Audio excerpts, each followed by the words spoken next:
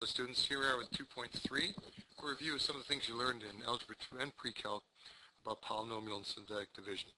First, to get a good idea about dividing polynomials, we review the joy of longhand division way back from arithmetic, because some of the same terms apply. When you take 543 and divide it by 17, first you see how many 17s you can get into 5. You can't any. 54, you can get 3. 3 times 17 is 51. Subtract 3, bring down the 3, 33.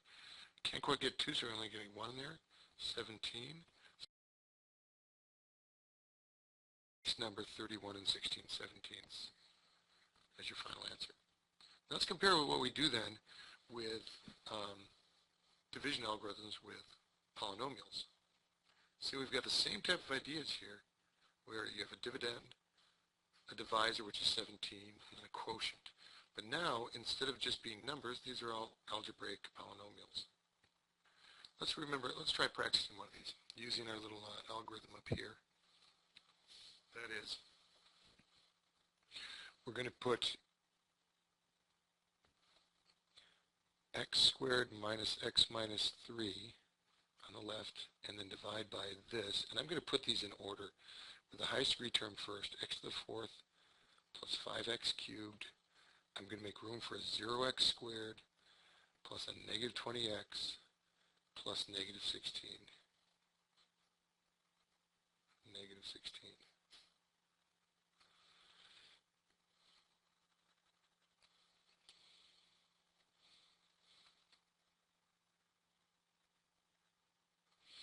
Okay, so our first thing is to see how do we get x squared and x to the 4th. Well, that's going to take an x squared. So let's do this next step in red here. It's going to take x squared times x squared to get to x to the 4th. So we put an x squared here. Now you got to take that x squared into everything that you had in the divisor. So that's x to the 4th. X squared times negative x is negative x cubed. X squared times minus 3 is minus 3x squared. And then subtract. Now, it's really not written in here. I'm going to do it emphatically. But remember when we were doing the longhand before, we didn't put them in. But I'm just going to emphasize the fact that everything in here gets subtracted. So the x to the 4ths cancel out. 5x cubed minus a minus x cubed is actually 6x cubed. 0x squared minus a minus 3x squared is actually plus 3x squared. All right, then we bring this next one down, plus negative 20x. And let's look for our next thing for the match here. Let's try this in black. How do we get x squared into 6x cubed? Well, we need a 6x. Notice how that lines up in this column with the x's. 6x times x squared is 6x cubed. 6x times minus x is minus 6x squared. 6x times minus 3 is minus 18x. And we subtract again. So that makes the 6x cubes cancel. 3x squared minus a minus 6x squared is 9x squared. Minus 20x minus a minus 18 is minus 20x plus 18, so that's plus negative 2x. We're still not done because this has to be smaller than this in terms of degree. So notice how this is second degree. So we have to think of how does x squared become 9x squared? Well, that's with a 9. So plus 9 will give us 9 times x squared is 9x squared. 9 times minus x is minus 9x. And 9 times minus 3 is minus 18. You notice from before we probably would move this negative 16 down here like that. So now when you subtract, we get 9x squared minus 9x squared. Subtracting this quantity like this. We get 0x squared minus 2x minus minus x is 7x. And then minus 16 minus a minus 18 is minus 16 plus 18 or plus 2. So your total answer then is the quotient up here, x squared plus 6x plus 9, x squared plus 6x plus 9, and don't just say remainder 7x plus 2. Put the 7x plus 2 over your divisor, x squared minus x minus 3. There you go. There's your final answer from longhand division. Kind of a pain. Now remember how you check these too. We could check it by multiplying these two together and then adding on 7x plus 2. Now that's a lot of work. Check this out, flange is fallible. And in my checking of the solution, by multiplying the divisor times the quotient, I came up with this big expression. And then when I added on the remainder, it did not match the beginning. So I did something wrong in the constant term and I found it. It was right here. 9 times negative 3 is not negative 18, but negative 27. So we can fix that now. Over x squared minus x minus 3. Now let's see if that works out when we do that over here. We add on 11, and it makes minus 16, and that matches with the original problem. Okay. There we go. And that was our original quotient. Yeah, minus 16. So you can see longhand division is a big pain. And so that's why I came up with synthetic division. Now, synthetic division has to be in the form of x minus k. And so the number you subtract from the x is what you put in the box. It goes right there.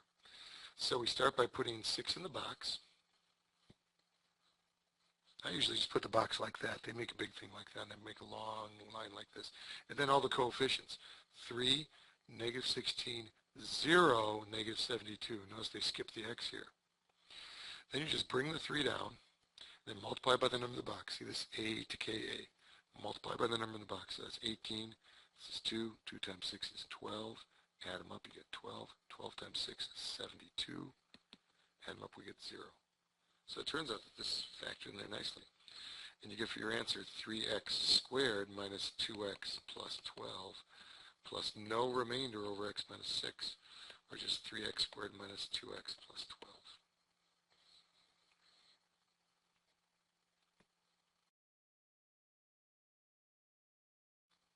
Now the remainder theorem gets at the fact that we can find remainders quickly. And this comes from the idea that when a polynomial is divided by x minus k, the remainder is fx. Why? Well, here's the proof. If you take a polynomial and divide by x minus k, some p of x, you're going to get some quotient polynomial plus a remainder also divided by x minus k. So let's use an LCD now of x minus k and multiply both sides of the equation by the LCD. You get p of x equals q of x times x minus k plus the remainder.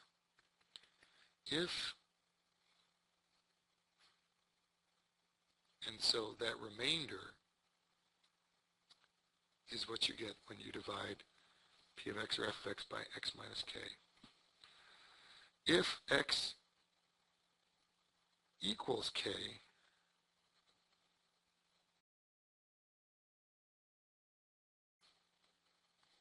now let's look at what p of k is. P of k is q of k times k minus k plus r. I just put k in wherever it's on x. Well, this is 0, so you just get p of k equals r. So the remainder is equal to the value of the function at that point. So we can come over here now and quickly do these problems with synthetic division. F of 1, we can put 1 in the box and put down just the coefficients 4, negative 16, 7, put a 0 for the x term, 20, zip, bring down the 4, multiply by 1, 4, add negative 12, multiply by 1, negative 12, negative 5, multiply by 1, negative 5, add negative 5, multiply by negative 1, you get negative 5, and add, you get 15. So this means f of 1 equals 15. And that should correspond to the point 1, 15 on the graph. And conveniently, I already did this up on my calculator, and sure enough, 1 is going to 15. You can do this in your calculator too by putting this in, and then using trace, and then just entering 1 in. And hit enter. And it'll take you right to that point. Let's try another one of these.